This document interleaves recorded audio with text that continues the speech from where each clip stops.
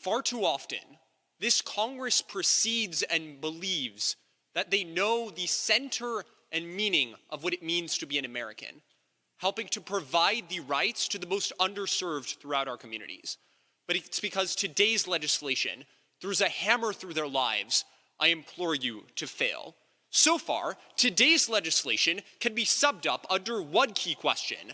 How does today's legislation impact our American constituents on both an economic and environmental front? At the beginning of today's debate, Representatives Ilacqua, Lawal, and Chandra all want you to believe that today's legislation is going to connect Americans to more jobs because they have access to high-speed rail lines, reducing their commutes. Take a look at Section 3.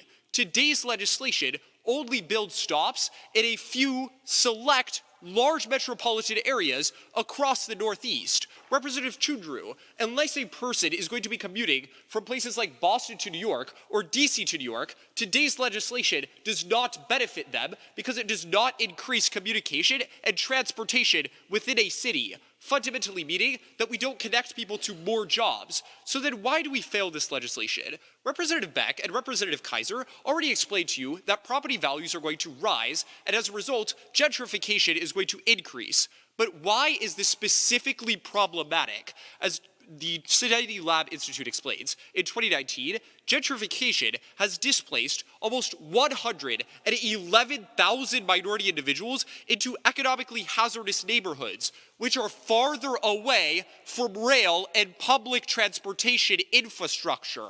Representative Chundru and Lawal, we don't move people closer to train stations, we push them further away, meaning that any impact or benefit about increased access to public transportation and jobs does not stand. Next, Representative Alazri, Alatorre, Chundru, and Okorafor all want you to believe that the environment is going to be categorically benefited because fewer people are going to choose to drive. That's not the case when gentrification increases. As Northeastern University finds in a meta-analysis across 42 areas that received increased rail funding, they explained that when neighborhoods gentrify, car ownership rises by 71%. Representatives Lawal and Okorafor, we don't reduce car deaths more than we increase them, simply because the new higher income individuals that move into these communities are going to have a higher propensity to own a car. Why is this so problematic and damning for the affirmation? As the Scientific American explains, in 2018, low-income Americans have a 50% higher exposure to emissions because of their proximity to highways. Representative Lawal, Ilacqua, and Alazri, today's legislation only condemns these individuals to a life in which they cannot breathe the air that surrounds them. Don't fail our constituents. Fail this legislation to keep our promises to our American people. Thank you, Representative, for the speech of 3 minutes and 5 seconds.